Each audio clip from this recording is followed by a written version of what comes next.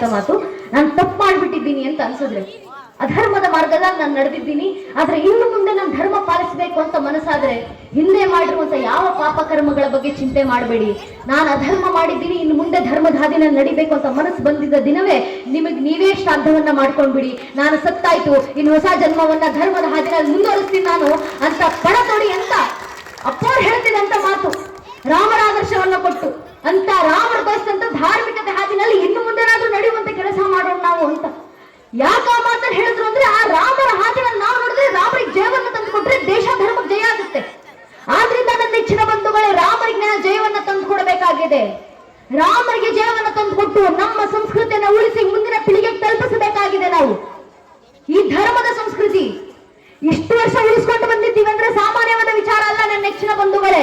ನಮ್ಮ ಸನಾತನ ಧರ್ಮದ ನಾಶಕ್ಕೆ ಎಷ್ಟು ಜನಗಳ ಪ್ರಯತ್ನ ಪಟ್ಟರು, ನಮ್ಮ ಸನಾತನ ಧರ್ಮದ ನಾಶ ಮಾಡಲಿಕ್ಕೆ ಎಷ್ಟು ಸಾವಿರ ವರ್ಷಗಳ ಕಾಲ ನಮ್ಮೆಲ್ಲ ಆಕ್ರಮಣಗಳಾದವು, ದಾಳಿಗಳಾದವು. 1000ಕ್ಕೂ ಹೆಚ್ಚು ವರ್ಷಗಳ ಆ ಕಾಲ ದಾಳಿ ಆಕ್ರಮಣ ಏನು ಹಾನ ಅಂತ ನಾವು ಅಂದ್ಕೊಂಡ್ರೆ ಒಮ್ಮೆ ಇತಿಹಾಸದ ಪುಟಗಳನ್ನ ತಿರುವು ಹಾಕಿ ನೋಡಿದಾಗ ನಮ್ಗೆ ಅರ್ಥ ಆಗುತ್ತೆ. ಇದೇ ಜಗತ್ತಲ್ಲಿ ಈಜಿಪ್ಷಿಯನ್ ಜನಾಂಗ ಅಂತಿತ್ತು. ಕೇವಲ 21 ವರ್ಷಗಳ ಕಾಲ ಒಂದೇ ಒಂದು ಪರಿಕೆಯ ಜನಾಂಗದ ದಾಳಿಗೆ ಇಡೀ ಈಜಿಪ್ಷಿಯನ್ ಜನಾಂಗ ಮಣ್ಣಲ್ಲಿ ಮಣ್ಣಾಗಿ ಹೋಯಿತು. ಟರ್ಕಿ ಕೇವಲ 14 ವರ್ಷದಲ್ಲಿ ಒಂದೇ ಒಂದು ದಾಳಿಗೆ ಇಡೀ ಟರ್ಕಿ ರಾಷ್ಟ್ರದಲ್ಲಿದ್ದಂತ ಮೂಲ ಜನಾಂಗ ನಶಿಸಿ ಹೋಯಿತು. ಇರಾನ್ ಕೇವಲ 10 ವರ್ಷಗಳಲ್ಲಿ ಒಂದೇ ಒಂದು ದಾಳಿಗೆ ಅಲ್ಲಿದ್ದಂತ ಮೂಲ ಜನಾಂಗ ಅಳಿಸಿ ಹೋಯಿತು. 35 ಜನಾಂಗಗಳು ಅಲ್ಪಾಯುಗಳಾಗಿ ಕಾಲಗರ್ಭ ಸೇರಿದ್ವು.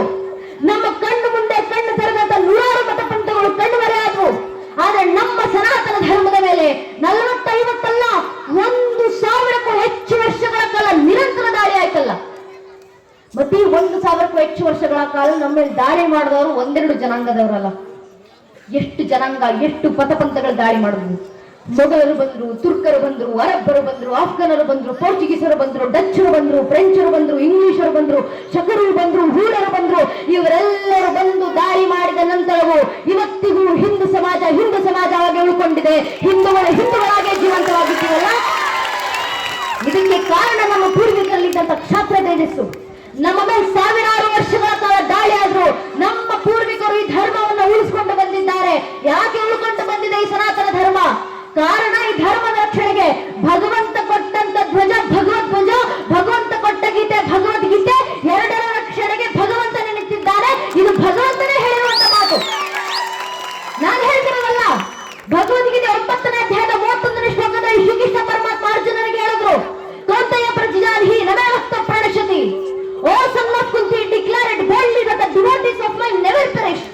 ಅರ್ಥಾತ್ ಅರ್ಜುನ, ಕುಂತಪುತ್ರ ಅರ್ಜುನ, ಜಗತ್ತಿನ ಮುಂದೆ ಘಂಟಾಘೋಷವಾಗಿ ಸಾರಿ ಬಿಡಪ್ಪ, ಈ ಸನಾತನ ಧರ್ಮದ ನಾಶ ಯಾರಿಂದಲೂ ಸಾಧ್ಯ ಇಲ್ಲ.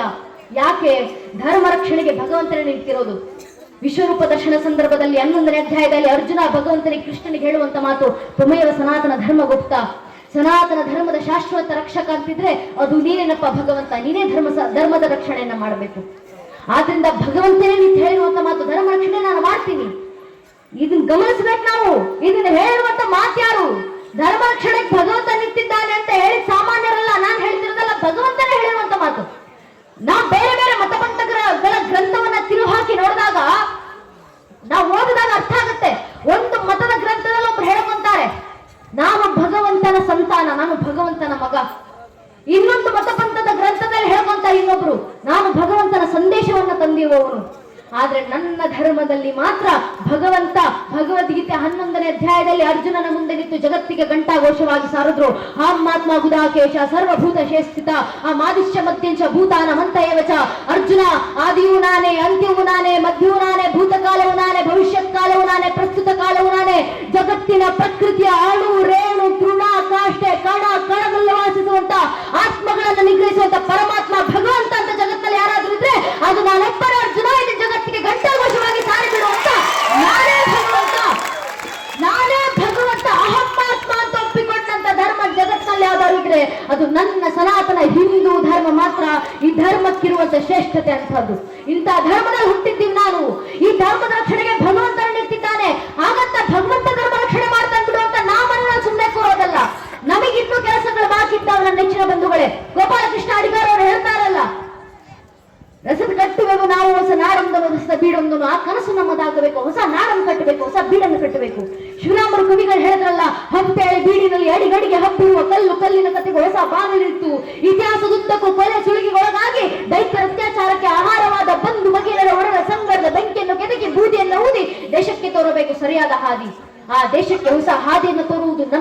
ಜವಾಬ್ದಾರಿಯಾಗಲಿ. ಇಷ್ಟು ವರ್ಷಗಳ ಕಾಲ ಕಾಪಾಡಿಕೊಂಡು ಬಂದಂತ ಈ ಧರ್ಮದ ಹೊಣೆಗಾರಿಕೆ ನಮ್ಮ ಪೂರ್ವಿಕರು ನಮ್ಮ ಹೆಗಲಲ್ಲಿ ಬಿಟ್ಟು ಹೋಗಿದ್ದಾರೆ. ಇಷ್ಟು ವರ್ಷ ಈ ಧರ್ಮ ಕಾಪಾಡಿಕೊಂಡು ಬಂದಿದ್ದಾರೆ. ಅದನ್ನ ಉಳಿಸ್ಕೊಂಡು ಮುಂದಿನ ಪೀಳಿಗೆಗೆ ತಲುಪಿಸುವಂತ ಜವಾಬ್ದಾರಿ ಯಾರ ಮೇಲಿದೆ? ಇಲ್ಲಿ ಕೂತಿರುವಂತ ನಮ್ಮ ಮೇಲೆ ಇರೋದು. ಈ ಧರ್ಮ ರಕ್ಷಣೆಗೆ ಯಾರು ಬರೋದಿಲ್ಲ.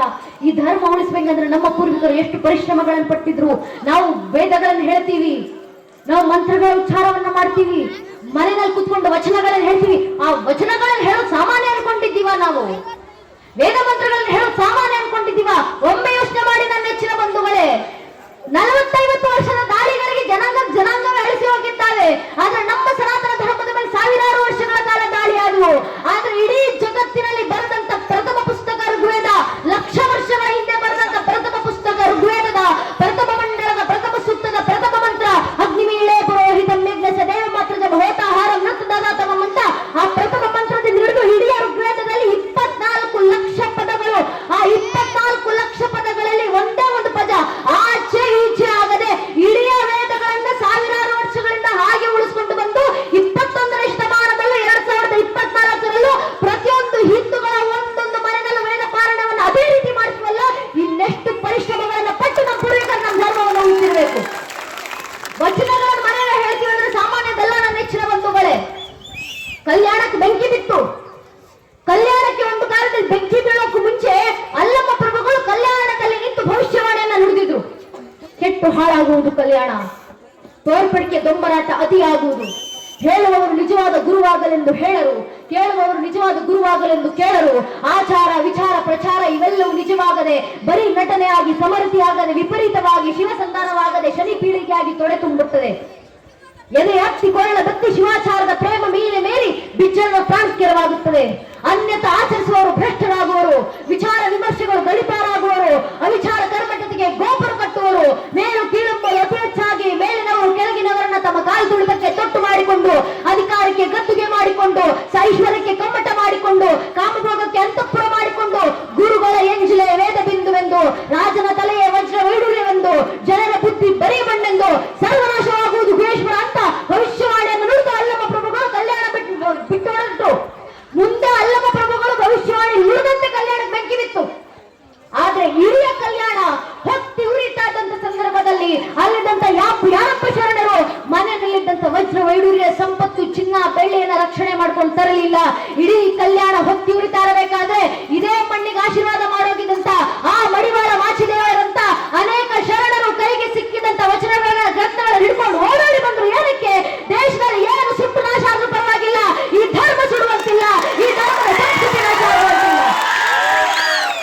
ಅಂತ ಮಡಿವಾಳ ಮಾಚಿದೇವರ ಆಶೀರ್ವಾದ ಮಾಡಿದಂತ ಮಣ್ಣಿನಲ್ಲಿ ನಾವು ಹುಟ್ಟಿದ್ದೀವಿ ಅಂದ್ರೆ ಅವ್ರು ಉಳಿಸ್ಕೊಂಡು ಬಂದಂತಹ ವಚನಗಳನ್ನ ಪರಂಪರೆ, ಈ ಸನಾತನ ಧರ್ಮದ ಪರಂಪರೆಯನ್ನ ಉಳಿಸಿ ಮುಂದಿನ ಪೀಳಿಗೆ ಕೊಡುವಂತ ಜವಾಬ್ದಾರಿ ನಮ್ಮ ಹೆಗಲ ಮೇಲಿದೆ. ಅದನ್ನ ನೆನಪಿಟ್ಕೊಂಡು ಯಾವ ಭಾವಿ ಪೀಳಿಗೆ ಉತ್ಕರ್ಷವರಿಗೆ ಭಾರತ ವರ್ಷ ಮತ್ತೊಮ್ಮೆ ಭವ್ಯವಾಗಿ ಮೈ ತೊಳೆಯುತ್ತೆ ಅನ್ನೋ ಕನಸು ನಮ್ಮ ಪೂರ್ವಿಕರು ಕಂಡಿದ್ರು. ಆ ಭಾವಿ ಪೀಳಿಗೆ ನಾವುಗಳೇ, ವೇದ ಉಪನಿಷತ್ತುಗಳು ವಚನಗಳ ಉತ್ತರಾಧಿಕಾರಿಗಳು ನಾವುಗಳೇ, ಸನಾತನ ಧರ್ಮದ ವಾರಸುದಾರರು ನಾವುಗಳೇ. ನಾವಲ್ಲದೆ ಈ ಧರ್ಮ ರಕ್ಷಣೆಗೆ ಯಾರು ಬರಬೇಕು? ನನ್ನ ನೆಚ್ಚಿನ ಬಂಧುಗಳೇ, ನಮ್ಮ ಪೂರ್ವಿಕರು ಇಷ್ಟೆಲ್ಲ ಶ್ರಮಪಟ್ಟು ಉಳಿಸ್ಕೊಂಡು ಬಂದಿರುವಂತ ಧರ್ಮ, ಈ ಧರ್ಮ ರಕ್ಷಣೆಗೆ ನಾವು ಸಿದ್ಧರಾಗೋಣ. ಧರ್ಮ ರಕ್ಷಣೆ ಅಂದ್ರೆ ಜಾಗೃತಿ. ಮನೆಯಲ್ಲಿ ರಾಮರ ಆದರ್ಶ ಬರಬೇಕು, ಮನೆ ಅಯೋಧ್ಯೆ ಆಗ್ಬೇಕಂದ್ರೆ ಮನೆಯಲ್ಲಿರುವಂತ ಒಬ್ಬೊಬ್ಬ ತಾಯಿ ಕೌಶಲ್ಯ ಆವಾಗ ಮಾತ್ರ ಅದು ಸಾಧ್ಯ ಆಗೋದು.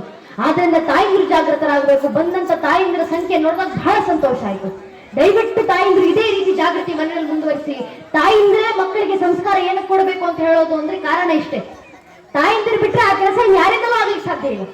ಮಹಾಭಾರತದಲ್ಲಿ ಶ್ರೀಕೃಷ್ಣ ಪರಮಾತ್ಮ ಸುಂದರ ದೃಷ್ಟಾಂತ ನೀಡ್ತಾರಲ್ಲ. ಇಡೀ ಮಹಾಭಾರತ ಕುರುಕ್ಷೇತ್ರ ಯುದ್ಧ ಮುಗಿದ ನಂತರ ತನ್ನ ಅಷ್ಟು ಜನ ಮಕ್ಕಳನ್ನ ಕಳ್ಕೊಂಡಿದ್ದಂತ ಗಾಂಧಾರಿ ತಾಯಿ ಮಕ್ಕಳನ್ನ ಕಳ್ಕೊಂಡಂತ ದುಃಖದಲ್ಲಿ ಯುದ್ಧ ಸೋತಂತ ಕೋಪದಲ್ಲಿ ಕಣ್ಣೀರಿಡ್ತಾ ಬಂದು ಕೃಷ್ಣನ ಮುಂದೆ ಕೂತ್ಕೊಂತಾರೆ.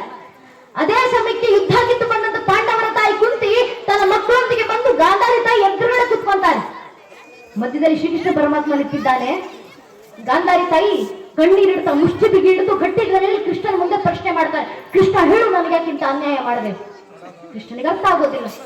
ತಕ್ಷಣ ಗಾಂಧಾರಿ ತಾಯಿ ಕಣ್ಣೀರಿಡ್ತಾ ಉತ್ತರ ಕೊಟ್ರು, ಇಲ್ಲಪ್ಪ, ಜಗತ್ತಿನ ಮೋಸಗಾರ ಅಂತ ಕರಿಬಹುದು, ಜಗತ್ತಿನ ಸುಳ್ಳುಗಾರ ಅಂತ ಕರಿಬಹುದು, ಜಗತ್ತಿನ ಮಾಯಗಾರ ಅಂತ ಕರಿಬಹುದು. ಆದ್ರೆ ನನಗೆ ಮಾತ್ರ ಸ್ಪಷ್ಟವಾಗಿ ಗೊತ್ತು, ನೀನೇ ಭಗವಂತ. ಈಗ ಹೇಳಿ, ನನಗ್ಯಾಕಿಂತ ಅನ್ಯಾಯ ಮಾಡಿದೆ? ನಾನೇ ನಿನ್ ಕಲ್ಲು ಮಣ್ಣು ಪೂಜೆ ಮಾಡಿದ್ನ? ಕುಂತಿ ಮಾತ್ರ ಹೂ ಹಣ್ಣುಗಳು ಪೂಜೆ ಮಾಡ್ತಾ ಇಲ್ಲ ತಾನೆ? ನಾನು ನಿನಗೆ ಹೂ ಹಣ್ಣುಗಳಲ್ಲೇ ಪೂಜೆ ಸಲ್ಲಿಸಿದ್ನಪ್ಪ. ಅದ್ರಲ್ಲೂ ನಾನು ಮಹಾರಾಣಿ ಆಗಿದ್ದೆ, ಇನ್ನು ವೈಭೋಗದಿಂದ ನಿನ್ನನ್ನು ಆರಾಧಿಸ್ತೆ. ಆದ್ರೂ ಕೂಡ ನನಗಕ್ಕಿಂತ ಅನ್ಯಾಯ ಮಾಡಿದೆ. ನನಗ್ ಮಾತ್ರ ಇಷ್ಟು ಕೆಟ್ಟ ಮಕ್ಕಳನ್ನೇನು ಕೊಟ್ಟೆ, ಕುಂತಿಗೆ ಮಾತ್ರ ಅಷ್ಟು ಒಳ್ಳೆ ಮಕ್ಕಳನ್ನೇನು ಕೊಟ್ಟೆ, ಏನಕ್ಕಿಂತ ಅನ್ಯಾಯ ಮಾಡಿದೆ, ಉತ್ತರ ಕೊಡು ಅಂತ ಗಾಂಧಾರಿ ತಾಯಿ ಕಣ್ಣಿಗಿಡ್ತಾ ಪ್ರಶ್ನೆ ಮಾಡಿದಾಗ ಶ್ರೀಕೃಷ್ಣ ಪರಮಾತ್ಮ ನಸುನಕ್ಕೂ ಉತ್ತರ ಕೊಡ್ತಾರೆ ಗಾಂಧಾರಿ ತಾಯಿಗೆ.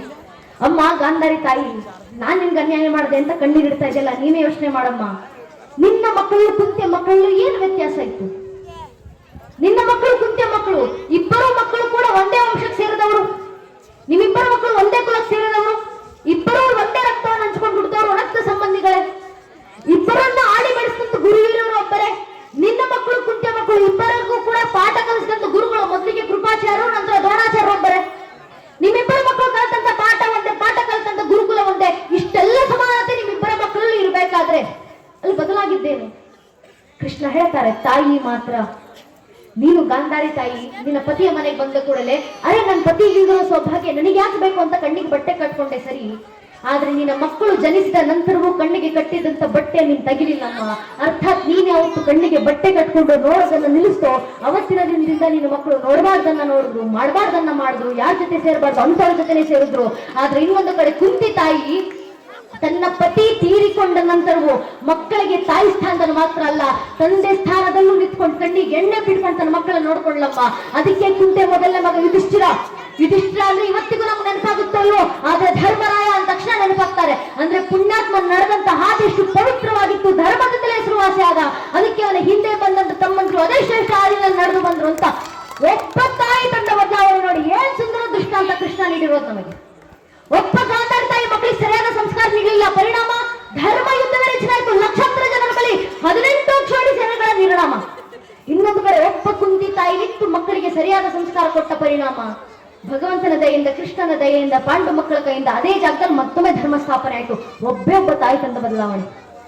ಯೋಚನೆ ಮಾಡಿ ನನ್ನ ನೆಚ್ಚಿನ ಬಂಧುಗಳೇ, ಅಕಸ್ಮಾತ್ ಶತಮಾನಗಳಿಂದ ಒಬ್ಬೇ ಒಬ್ಬ ತಾಯಿ ಜೀಜಾಬಾಯಿ ಏನಾದ್ರು ದೇಶ ಧರ್ಮ ಕಟ್ಕೊಂಡು ನನಗೇನಾಗಬೇಕು, ನನ್ನ ಮಗ ಜೀವನದಲ್ಲಿ ಸುಖವಾಗಿ ಬದುಕಿದ್ರೆ ಸಾಕು ಅಂತ ಒಬ್ಬೇ ಒಬ್ಬ ತಾಯಿ ಜೀಜಾಬಾಯಿ ಸ್ವಾರ್ಥದ ಬಗ್ಗೆ ಯೋಚನೆ ಮಾಡಿಬಿಟ್ಟಿದ್ರೆ ಇವತ್ತು ನಮ್ಮ ಪರಿಸ್ಥಿತಿ ಏನಾಗಿರ್ಬೇಕಿತ್ತು? ಒಬ್ಬ ತಾಯಿ ಜೀಜಾಬಾಯಿ ಮಗನಿಗೆ ಸರಿಯಾದ ಧಾರ್ಮಿಕತೆಯನ್ನು ತುಂಬಿಸಿರ್ಲಿಲ್ಲ ಅಂದಿದ್ರೆ ಇವತ್ತು ಉತ್ತರದ ರಾಜಶಾಹಿ, ದಕ್ಷಿಣದ ಮೊಘಲಶಾಹಿ, ಅದು ಆಚೆ ಈಚೆ ಇಮಾಮಶಾಹಿ, ಬರದಿಶಾಹಿ, ಕುತುಬ್ಶಾಹಿ, ಅಯೋಧ್ಯೆ ನವಾಬ, ಬಂಗಾಳದಲ್ಲಿ ನವಾಬ, ಗೋವಾದ ಪೋರ್ಚುಗೀಸರು, ತಮಿಳುನಾಡ ಡಚ್ಚರು, ಪಕ್ಕದಲ್ಲೇ ಫ್ರೆಂಚರು ಇತ್ತು.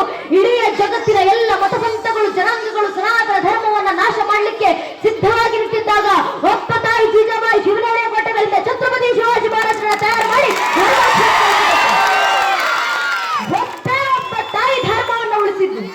ಒಬ್ಬ ತಾಯಿ ಜಗತ್ನ ತಂದಂತ ಬದಲಾವಣೆ. ಆ ತಾಯಿ ಮಗನಿಗೆ ಕೊಟ್ಟಂತ ಸಂಸ್ಕಾರ ಎಂಥದ್ದು? ತಾಯಿ ಜೀಜಾಬಾಯಿ ಮಗನನ್ನ ಕೂರಿಸ್ಕೊಂಡ ಮಗು ನೀನ್ ಮಹಾರಾಜನಾಗಿ ದೊಡ್ಡವನಾದ್ಮೇಲೆ ಸುಖ ಸಂಪತ್ತಿಗೆಲ್ಲ ಬದುಕಬೇಕಪ್ಪ ಎಂದಿಗೂ ಹೇಳಲಿಲ್ಲ. ತಾಯಿ ಜೀಜಾಬಾಯಿ ಪುಟ್ಟ ಮಗು ಶಿವಾಜಿಯನ್ನ ಕೂರಿಸ್ಕೊಂಡು ಹೇಳ್ತಾರೆ, ಮಗು ಶಿವ, ನಿನ್ನ ಜೀವನದ ಕನಸಾಗಬೇಕು. ಯಾವುದು ಕನಸು? ನಿನ್ನ ದೇಹದ ನರ ನಾಡಿಗಳನ್ನ ಪ್ರತಿಯೊಂದು ಕಸಿದು ರಕ್ತದ ದೀಪವನ್ನ ಸನಾತನ ಹಿಂದೂ ಧರ್ಮದ ಧರ್ಮೋದ್ಧಾರ ಕಚ್ಚಿಡೋದೇ ನಿನ್ನ ಜೀವನದ ಅಂತಿಮ ಕನಸಾಗಬೇಕಂತ ಕನಸನ್ನ ಕಟ್ಟಿಕೊಂಡಿರುವ ತಾಯಿ ಜೀಜಾಬಾಯಿ. ಆ ತಾಯಿ ಜೀಜಾಬಾಯಿ ಮಗನಿಗೆ ಕೊಟ್ಟಂತ ಧಾರ್ಮಿಕತೆ ಸಂಸ್ಕಾರ, ಆ ಧಾರ್ಮಿಕತೆ ಆ ಸಂಸ್ಕಾರದ ಪರಿಣಾಮ ಇವತ್ತಿಗೂ ನಾವು ಹಿಂದೂಗಳು ಉಳಿದಿದ್ದೀವಿ. ಒಬ್ಬೊಬ್ಬ ತಾಯಿ ತಂದಂತ ಬದಲಾವಣೆ.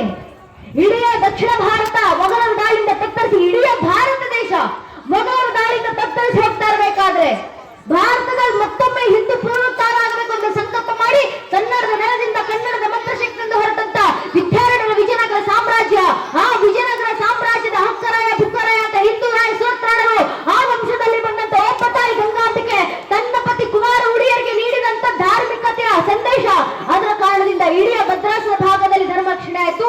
ಆ ವಿಜಯನಗರ ಸಾಮ್ರಾಜ್ಯದ ಪರಿಣಾಮ, ಕೆಲಸದ ಪರಿಣಾಮ ಇಡೀ ದೇಶದ ಧರ್ಮ ಸಂರಕ್ಷಣೆ ಆಯ್ತು. ಒಬ್ಬೊಬ್ಬ ತಾಯಿ ಹೆಣ್ಣು ಮಗಳು ಗಂಗಾಂಬಿಕೆಯನ್ನ ಹೆಣ್ಣು ಮಕ್ಕಳು ತಂದಂತ ವ್ಯತ್ಯಾಸ. ಆ ತಾಯಿ ಇದ್ದಂತ ಧರ್ಮ ಜಾಗೃತಿಯಿಂದ ನಮ್ಮ ಧರ್ಮ ಉಳಿತು. ಇಲ್ಲಿರುವಂತ ಒಬ್ಬೊಬ್ಬ ತಾಯಿಂದ್ರಲ್ಲೂ ಅದೇ ರೀತಿಯ ಧರ್ಮ ಜಾಗೃತಿ ಇದೆ. ಒಬ್ಬೊಬ್ಬ ತಾಯಿಂದ್ರು ಮನಸ್ಸು ಮಾಡಿದ್ರೆ ಮಕ್ಕಳಲ್ಲಿ ರಾಮನ ಆದರ್ಶ ತುಂಬೋದು. ಕವಿಗಳು ಹೇಳ್ತಾರಲ್ಲ, ಚಂದನ್ನೇ ದೇಶ್ ಕಿ ಮಿಟ್ಟಿ ನದಿ ನದಿಯ ಗಂಗಾ ಹೈ, ಹರ್ ಬಾಲಾ ದೇವಿ ಕಿ ಪ್ರತಿಮಾ ಬಚ್ಚಾ ಬಚ್ಚಾ ರಾಮ ಹೈ. ಭಾರತದ ಮಣ್ಣಿನ ಕಣ ಕಣವು ಸ್ವರ್ಣಮಯಿ. ಇಲ್ಲಿ ಹರಿಯುವಂತ ಒಂದೊಂದು ನದಿಯ ಒಂದೊಂದು ಜಲ ಬಿಂದುವು ಕೂಡ ಸಾಕ್ಷಾತ್ ಗಂಗೆ ಎಷ್ಟು ಪವಿತ್ರ. ಇಲ್ಲಿ ಹುಟ್ಟುವಂತ ಒಂದೊಂದು ಮಗು ರಾಮರಂಶ, ಹುಟ್ಟುವಂತ ಒಂದೊಂದು ಮಗು ಕೂಡ ಶ್ರೀದೇವಿ ಸತ್ವ. ಅದೇ ರೀತಿಯಲ್ಲಿ ಮಕ್ಕಳನ್ನು ಬೆಳೆಸುವಂತ ಕಾರ್ಯ ತಾಯಿಯಿಂದ ಆಗಬೇಕು. ತಾಯಿ ನಿಲ್ಲದೆ ಯಾರು ಆ ಸಂಸ್ಕಾರ ಮಕ್ಕಳಿಗೆ ಕೊಡ್ಲಿಕ್ಕೆ ಸಾಧ್ಯ ಇಲ್ಲ. ಮನುಸ್ಮೃತಿನಲ್ಲಿ ಮನು ಹೇಳುವಂತ ಮಾತು. ಮನುಸ್ಮೃತಿ 6ನೇ ಅಧ್ಯಾಯದಲ್ಲಿ ಮನು ಬರೀತಾರಲ್ಲ, ಉಪಾಧ್ಯ ದಶಾಚಾರ್ಯ ಆಚಾರ ಶತಂ ಪಿತಾನ್ ಸಹಸ್ರತು ಪಿತಾನ್ ಮಾತಗೋಳುವಿನ ತಿರಿಚ್ಯತೆ. 10 ಜನ ಉಪಾಧ್ಯಾಯರಿಗೆ ಒಬ್ಬ ಆಚಾರ್ಯ ಸಮ, ಆದ್ರೆ ಅಂತ 100 ಜನ ಆಚಾರ್ಯರಿಗೆ ಒಬ್ಬ ತಂದೆ ಸಮ, ಆದ್ರೆ ಅಂತ 1000 ಜನ ತಂದೆಯಂದಿರಿಗೆ ಒಬ್ಬ ತಾಯಿ ಸಮ ಅಂತ ಮನುಸ್ಮೃತಿನಲ್ಲಿ ಮನು ಬರೆದ್ರು. ಒಬ್ಬೊಬ್ಬ ತಾಯಿಲಿರ್ತಕ್ಕಂಥ ಸಾಮರ್ಥ್ಯ, ಸಂಸ್ಕಾರ ಕೊಡಬಲ್ಲಂತ ತಾಕತ್ತು. ಆ ಜಾಗೃತಿ ತಾಯಿನಲ್ಲಿ ಬಂದು ಮಕ್ಕಳ ಆ ಸಂಸ್ಕಾರವನ್ನು ತುಂಬಿಸಿ. ಹೆಣ್ಣು ಮಕ್ಕಳು ಎಷ್ಟು ಜನ ಇದ್ದೀರೋ, ಯುವತಿಯರು ಅನೇಕರು ಕೂತಿದ್ದೀರಾ, ದಯವಿಟ್ಟು ಅರ್ಥ ಮಾಡ್ಕೊಳ್ಳಿ. ಧರ್ಮ ರಕ್ಷಣೆ ಯಾರಿಂದಾದ್ರೂ ಆಗುತ್ತೆ ಅಂದ್ರೆ ಅದು ಹೆಣ್ಣು ಮಕ್ಕಳಿಂದ ಮಾತ್ರ ಆಗ್ಲಿಕ್ಕೆ ಸಾಧ್ಯ. ನೀವು ಜಾಗೃತಗೊಳ್ಬೇಕು. ನೀವು ಎಂತ ಪರಂಪರೆಯಲ್ಲಿ ಹುಟ್ಟಿದ್ದೀವ, ಈ ಧರ್ಮ ಬೆಳೆಸ್ತದ ಹೆಣ್ಣು ಮಕ್ಕಳನ್ನ ಯಾವ ರೀತಿ ತಯಾರು ಮಾಡ್ತಾರ ಹೆಣ್ಣು ಮಕ್ಕಳನ್ನ. ನಾನು ಈ ಕ್ಷಣ ನಿಮ್ ಮುಂದೆ ನಿಂತು ಒಮ್ಮೆ ರಾಣಿಯರನ್ನ ನೆನಪಿಸ್ಕೊಳ್ಳಿ ಅಂದ್ರೆ ನಮ್ಮ ಕಣ್ಣು ಮುಂದೆ ಯಾವ ಚಿತ್ರ ಬರ್ಬೋದು. ಒಂದು ಪರ್ದೆ ಹಿಂದ್ಗಡೆ ಕೈ ಒಂದು ಗುಲಾಬಿ ಹಿಡ್ಕೊಂಡು ತನ್ನ ಪಾಡಿ ತನ್ನ ಅಂತಃಪುರದಲ್ಲಿ ಕೂತಿರುವಂತ ಹೆಣ್ಮಗಳ ನೆನಪಾಗ್ಬೋದು ನಮಗೆ. ನಾನು ಈ ಕ್ಷಣ ನಿಮ್ ಮುಂದೆ ನಿಂತು ಒಮ್ಮೆ ಬ್ರಿಟಿಷರ ರಾಣಿಯರನ್ನ ನೆನಪಿಸ್ಕೊಳ್ಳಿ ಅಂದ್ರೆ ನಮ್ಮ ಕಣ್ಣು ಮುಂದೆ ಯಾವ ಭಾವಚಿತ್ರ ಬರ್ಬೋದು. ವೈಜ್ಞ ವೈಡೂರ್ಯ ತೊಟ್ಟು ಅಲಂಕಾರ ಮಾಡ್ಕೊಂಡು ತನ್ನ ಅರವನ್ನ ತನ್ನ ಪಾಡಿ ತನ್ನ ಕೂತಿರುವಂತ ಹೆಣ್ಮಗಳ ನೆನಪಾಗ್ಬೋದು ನಮಗೆ. ಅದೇ ಈ ಕ್ಷಣ ನಿಮ್ ಮುಂದೆ ನಿಂತು ಒಮ್ಮೆ ಹಿಂದೂ ಧರ್ಮದ ಹಿಂದೂ ರಾಣಿಯರನ್ನು ನೆನಪಿಸ್ಕೊಳ್ಳಿ ಅಂದ್ರೆ ನಮ್ಮ ಕಣ್ಣು ಮುಂದೆ ಅಲಂಕಾರ ಮಾಡಿಕೊಂಡು ಅಂತಃಪುರ ಅರಮನ್ನಲ್ಲಿ ತನ್ನ ಪಾಡಿ ತನ್ನ ಕೂತಿರುವಂತ ಹೆಣ್ಣು ಮಗಳ ನೆನಪಾಗೋದಿಲ್ಲ.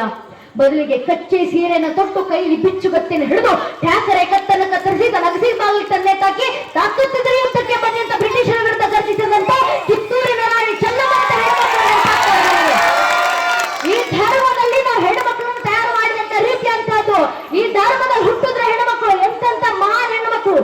ರಾಣಿ ಚೆನ್ನಮ್ಮ ಅಂತ ಹೆಣ್ಣು ಮಕ್ಕಳು ಏಕಾಂಗಿಯಾಗಿ ಕೈಯಲ್ಲಿ ಒಂದೇ ಒಂದು ಒನಕೆಯನ್ನು ಹಿಡಿದು ನಿಂತು 25 ಜನ ಹೆಣ್ಣು ಮಕ್ಕಳು ಇಡೀ 5 ಸೈನಿಕರ ನರಮೇಳವನ್ನು ಮಾಡಿದಂತ ಒನಕೆ ಓಬವ್ವನಂತ ಹೆಣ್ಣು ಮಕ್ಕಳನ್ನ ತಯಾರು ಮಾಡಿದಂತ ಧರ್ಮ ನಮ್ಮದು. ಅಂತ ಧರ್ಮದಲ್ಲಿ ನಾವು ಹುಟ್ಟಿದ್ದೀವಿ ಹೆಣ್ಣು ಮಕ್ಕಳು. ಈ ಧರ್ಮದ ಆಧ್ಯಾತ್ಮಿಕ ಪರಂಪರೆನಲ್ಲಿ ಹೆಣ್ಣು ಮಕ್ಕಳು ಕೊಟ್ಟಂತ ಕೊಡುಗೆ ಶೂನ್ಯ ಪೀಠದ ಮುಂದೆ ಅಕ್ಕ ಮಹಾದೇವಿ ನಿಂತಾಗ ಅಲ್ಲಮ್ಮ ಪ್ರಭುಗಳು ಮಾಡುವಂತ ಮೊದಲನೇ ಪ್ರಶ್ನೆ ಅಕ್ಕ ಮಹಾದೇವಿಗೆ, ನಿನ್ನ ಪತಿಯ ಹೆಸರೇನು ತಾಯಿ? ಮೊದಲನೇ ಪ್ರಶ್ನೆನೆ. ಅಲ್ಲಮ್ಮ ಪ್ರಭುಗಳಿಗೆ ಸತ್ಯ ಗೊತ್ತಿದ್ರು, ಉಳಿದಂತವರಿಗೆ ಸತ್ಯ ಗೊತ್ತಾಗಲಿ ಅನ್ನೋ, ಸತ್ಯ ದರ್ಶನ ಆಗಲಿ ಅನ್ನೋ ಕಾರಣದಿಂದ ಮಾಡಿದಂತ ಪ್ರಶ್ನೆ. ಆದ್ರೆ ಶೂನ್ಯ ಪೀಠದ ಮುಂದೆ ನಿಂತಿದ್ದಂತ ಅಕ್ಕ ಮಹಾದೇವಿ ಬಂದಂತ ಪ್ರಶ್ನೆಗೆ ಕೊಟ್ಟಿದ್ದು ಒಂದೇ ಉತ್ತರ, ಏಕೊಬ್ಬ ಗಂಡ ಪರಕ್ಕೊಬ್ಬ ಗಂಡನೇ, ನಿನಗೆ ಚನ್ನಮಲ್ಲಿಕಾರ್ಜುನ ಒಬ್ಬನೇ ಗಂಡನಯ್ಯ. ಎಂತಹ ತಾಯಿದ್ರು ಮನೆಯಲ್ಲಿರುವಂತ ಮಕ್ಕಳನ್ನ ಜಾಗೃತಗೊಳಿಸಿ. ಇಷ್ಟು ವರ್ಷ ನಾವು ಯೋಚನೆ ಮಾಡ್ತಿದ್ವಿ ಹಿಂದೂಗಳ ಜನಸಂಖ್ಯೆ ಕ್ಷೀಣಿಸ್ತಾ ಇದೆ, ಪರವಾಗಿಲ್ಲ ನನ್ನ ನೆಚ್ಚಿನ ಬಂಧುಗಳೇ, ಜನಸಂಖ್ಯೆ ಬಗ್ಗೆ ಚಿಂತೆ ಮಾಡ್ಲಿಕ್ಕೆ ಹೋಗಬೇಡಿ. ಕಾರಣ ಧರ್ಮ ರಕ್ಷಣೆಗೆ ಮನೆಯಲ್ಲಿ 20 ಜನ ಮಕ್ಕಳು ಬೇಕಾಗಿಲ್ಲ. ಒಂದೊಂದು ಹಿಂದೂ ಮಗು ಮನೆಯಲ್ಲಿದೆಯಲ್ಲ, ಆ ಒಂದೊಂದು ಹಿಂದೂ ಮಗುವನ್ನು ಜಾಗೃತಿಗೊಳಿಸಿ ಸಾಕು. ಶಾಸ್ತ್ರಗಳಲ್ಲಿ ನಮ್ಮ ಪೂರ್ವಿಕರು ಹೇಳಿದ ಮಾತು, ವರಬೇಕಂ ಗುಡಿ ಪುತ್ರ ನಚಮೂರ್ಖ ಶನೈರಪೆ. ಧರ್ಮ ರಕ್ಷಣೆಗೆ ಮೂರ್ಖರಾದಂತ 100 ಜನ ಮಕ್ಕಳು ಬೇಕಾಗಿಲ್ಲ, ಗುಣ ಇರುವಂತ ಒಂದೇ ಒಂದು ಮಗು ಸಾಕು. ಧರ್ಮ ರಕ್ಷಣೆಗೆ ಒಂದು ಮಗುವಿಂದ ಧರ್ಮ ರಕ್ಷಣೆ ಆಗುತ್ತೆ. ಒಂದೇ ಒಂದು ಮಗು ಬೇಕಾಗಿರೋದು. ಆ ಒಂದೊಂದು ಹಿಂದೂ ಮಗು ನಮ್ಮನ್ನಲ್ಲಿ ಇದೆಯಲ್ಲ, ಆ ಮಕ್ಕಳನ್ನು ಜಾಗೃತಿಗೊಳಿಸೋಣ. ರಾವಣನಿಗೂ 7 ಜನ ಮಕ್ಕಳಿದ್ರು. ಇಂದ್ರನನ್ನೇ ಸೋಲಿಸಿ ಇಂದ್ರಜಿತ್ ಅಂತ ಬಿರುದು ಪಡೆದಂತ ಮೇಘನಾಥನಿಂದ ಹಿಡಿದು ಅಕ್ಷಯ್ ಕುಮಾರನವರೆಗೂ ರಾವಣನ 7 ಜನ ಮಕ್ಕಳಿದ್ರು. ಆ ರಾವಣ ಸಮೇತ ರಾವಣನ 7 ಜನ ಮಕ್ಕಳ ಸಂಹಾರ ಮಾಡ್ಲಿಕ್ಕೆ ಬೇಕಾಗಿದ್ದು ಒಬ್ಬೊಬ್ಬ ಶ್ರೀರಾಮಚಂದ್ರನು. ಕೌರವರು ಅಷ್ಟು ಸೇನೆ ನಿರ್ಣಾಮ ಮಾಡ್ಲಿಕ್ಕೆ ಬೇಕಾಗಿದ್ದು 5 ಜನ ಪಂಚಪಾಂಡವರು. ಇಡೀ ಕುರುಕ್ಷೇತ್ರ ಯುದ್ಧ ಮುಗಿಸ್ಲಿಕ್ಕೆ ಬೇಕಾಗಿದ್ದು ಒಬ್ಬೊಬ್ಬ ಶ್ರೀಕೃಷ್ಣ ಪರಮಾತ್ಮ. ಒಂದೇ ಒಂದು ಮಗು ಸಾಕು ಧರ್ಮ ರಕ್ಷಣೆಗೆ. ಆ ಒಂದೊಂದು ಮಗುವನ್ನು ಜಾಗೃತಿಗೊಳಿಸುವಂತ ಕೆಲಸ ತಾಯಿಂದ್ರ ಅಂದಾಗಬೇಕು. ಆದ್ರೆ ಈ ಸಮಯದಲ್ಲೂ ತಾಯಿಂದ್ರು ಮಕ್ಕಳನ್ನು ಕೂರಿಸಿಕೊಂಡು ಧಾರ್ಮಿಕ ಸಭೆಯಲ್ಲಿ ಬಂದು ಕೂತಿದ್ದೀರಾ ಅಂದ್ರೆ ನಿಜವಾಗ್ಲೂ ಈ ಊರಿನ ತಾಯಿಂದ್ರಿಗೆ ಧರ್ಮ ಜಾಗೃತಿ ಇದೆ ಅಂತ ಸ್ಪಷ್ಟವಾಗಿ ತಿಳಿಯುತ್ತೆ. ಇಷ್ಟು ಜಾಗೃತಿ ಈ ಊರಿನಲ್ಲಿರುವಂತ ತಾಯಿಂದ್ರಲ್ಲಿರುವಂತ ಜಾಗೃತಿ ದೇಶದ ಧರ್ಮದ ಮೂಲೆ ಮೂಲೆಯಲ್ಲಿ ಬಂದ್ರೆ ಸಾಕು, ಧರ್ಮ ರಕ್ಷಣೆ ಆಗುತ್ತೆ. ಈ ಜಾಗೃತಿಯನ್ನು ದಯವಿಟ್ಟು ತಾಯಿಂದ್ರು ಇದೇ ರೀತಿ ಮುಂದುವರಿಸಿ ಮಕ್ಕಳಿಗೆ ರಾಮರ, ಸೀತಾಮಾತೆ, ಕೃಷ್ಣನ ಆದರ್ಶವನ್ನು ನೀಡಿ ಈ ಆದರ್ಶವನ್ನ ಕೊಡುವ ಮೂಲಕ ಧರ್ಮ ಕೆಲಸ ಇನ್ನೂ ಬಾಕಿ ಇದೆ. ನನ್ನ ನೆಚ್ಚಿನ ಬಂಧುಗಳೇ, ರಾಮ ಮಂದಿರ ನಿರ್ಮಾಣ ಮಾಡಿ ಸುಮ್ಮನೆ ಆಗೋದಲ್ಲ. ಹಿರಿಯರು ಕರೆ ಕೊಟ್ಟಿದ್ದಾರಲ್ಲ ನಮಗೆ ಪೂರ್ವಿಕರು, ಅಯೋಧ್ಯ ತೋ ಭಿ ಜಾಕಿ ಹೇ, ಮಥುರಾ ಕಾಶಿ ಬಾಕಿ ಹೇ. ಅಯೋಧ್ಯೆ ರಾಮ ಮಂದಿರ ತಗೊಂಡಿದ್ದೀವಿ, ಅಯೋಧ್ಯೆ ರಾಮ ಮಂದಿರ ತಗೊಂಡಿದ್ದೀವಿ. ಮಥುರಾದಲ್ಲಿ ಮೂಲ ಕೃಷ್ಣ ಜನ್ಮ ಭೂಮಿಯ ಕೃಷ್ಣ ಮಂದಿರವನ್ನು ಪುನರ್ಸ್ಥಾಪನೆ ಮಾಡ್ತೀವಿ.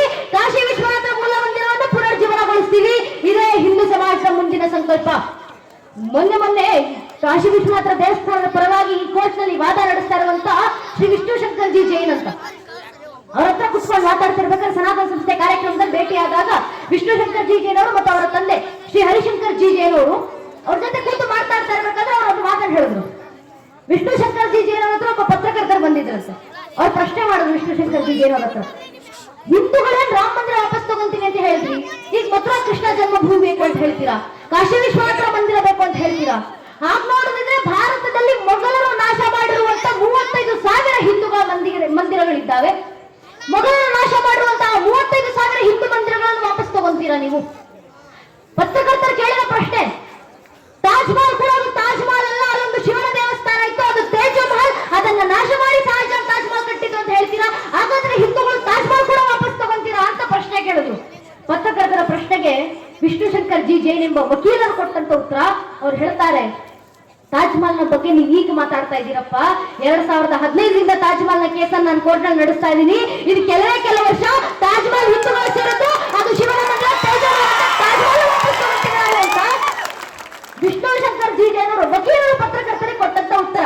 ಅದನ್ನು ಕೇಳೋಕೆ ಬಹಳ ಸಂತೋಷ ಆಯ್ತು ನನ್ನ ನೆಚ್ಚಿನ ಬಂಧುಗಳೇ. ಸಂವಿಧಾನದ ಅಡಿನಲ್ಲಿ ಭಗವಂತನ ದಯೆಯಿಂದ ನಮ್ಮೆಲ್ಲ ಹಿಂದೂಗಳ ಮೂಲ ಭಗವಂತನ ಜನ್ಮಭೂಮಿಗಳನ್ನ ವಾಪಸ್ ತಗೊಳ್ತಾ ಇದ್ದೀವಿ. ಅಯೋಧ್ಯೆ ರಾಮ ಮಂದಿರ ಬಂತು, ಕಾಶ್ಮೀರದಲ್ಲಿ ತಾಯಿ ಶಾರದೆ ಪೀಠ ಆದ ಕಾಶ್ಮೀರದಲ್ಲಿ ಶಾರದಾ ಪೀಠ ಮತ್ತೆ ಪುನರ್ಜೀವನ ಆಯ್ತು. ಭಾರತದಲ್ಲದೆ ದೂರದ ಅಬುಧಾಬಿಯಲ್ಲೂ ಸ್ವಾಮಿನಾರಾಯಣ ದೇವಸ್ಥಾನದ ನಿರ್ಮಾಣವನ್ನ ಹಿಂದೂಗಳು ಮಾಡಾಗಿದ್ದೀವಿ. ಇಷ್ಟು ಜಾಗೃತಿ ಭಗವಂತನ ದಯೆಯಿಂದ ಇನ್ನಷ್ಟು ಉದ್ದೀಪನಗೊಳ್ಳಲಿ.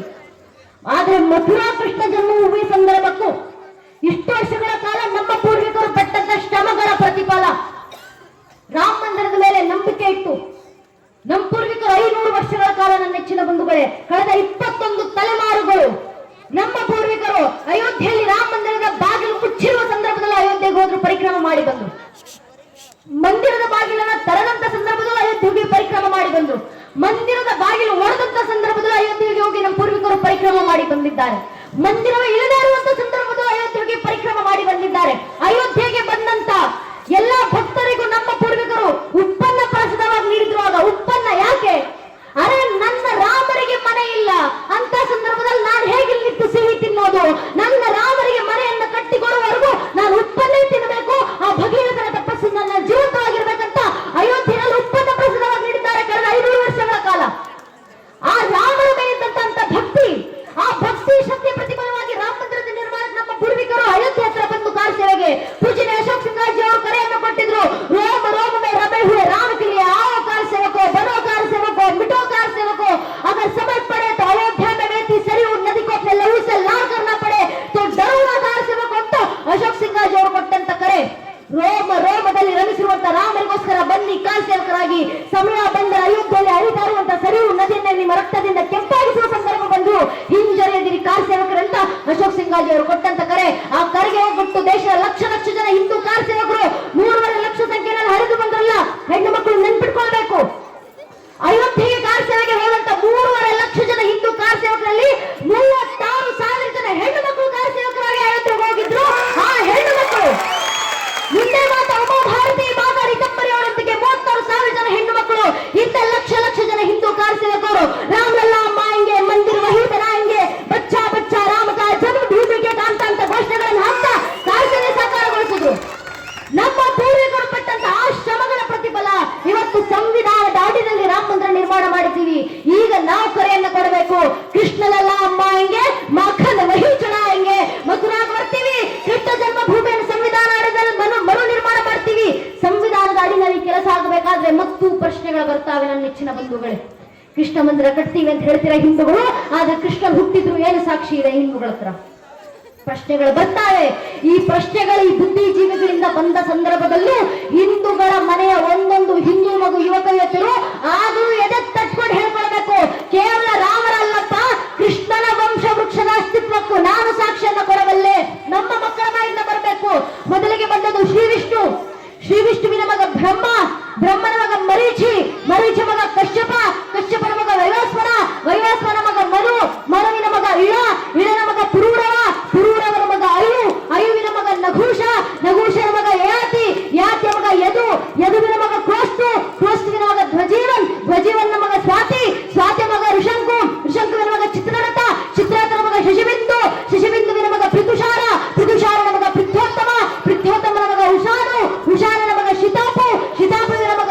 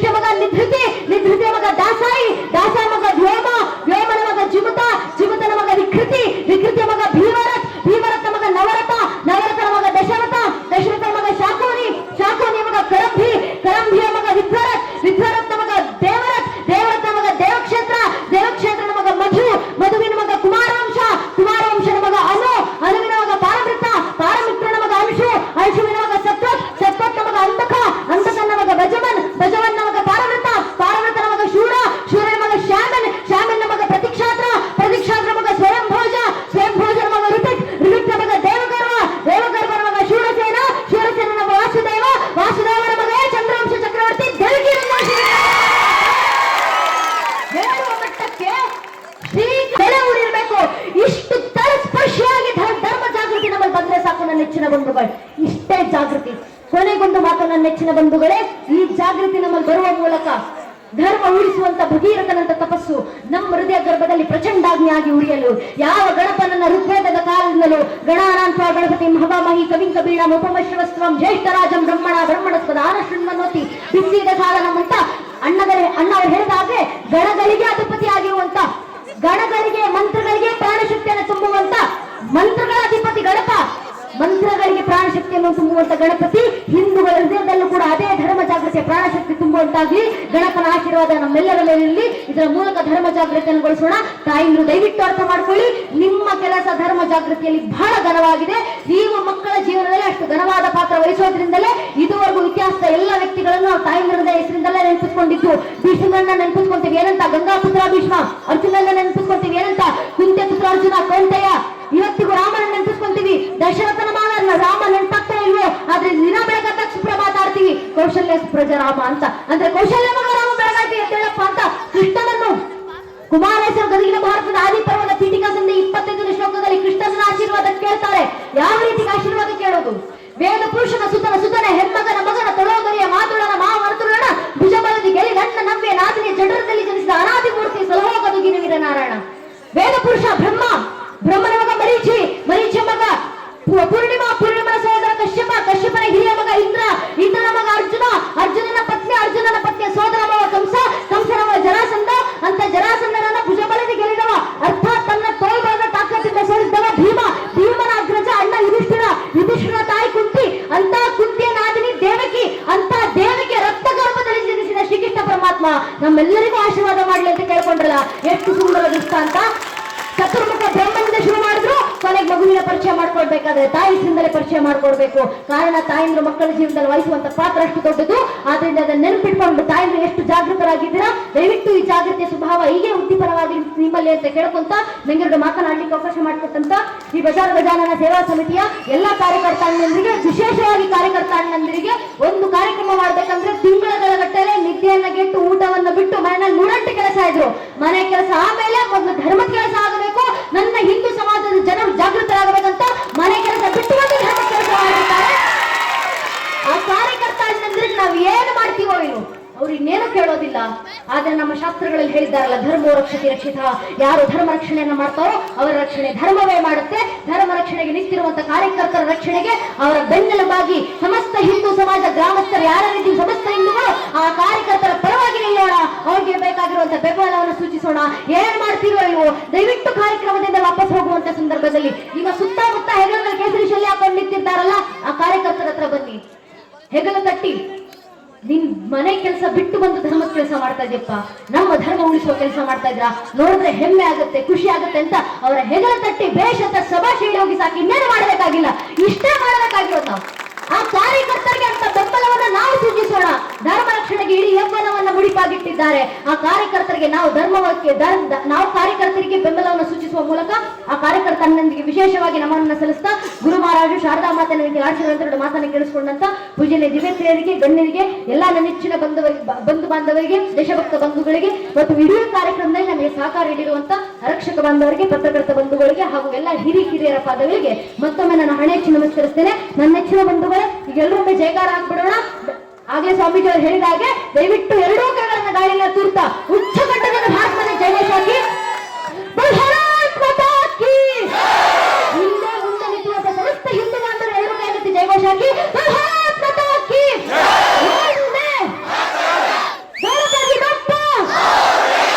ಜೈ ಹಿಂದ್, ವಂದೇ ಮಾತರಂ. ಹರಿ ಓಂ ತತ್ಸತ್ ಶ್ರೀ ರಾಮಕೃಷ್ಣ ಅರ್ಪಣಮಸ್ತು.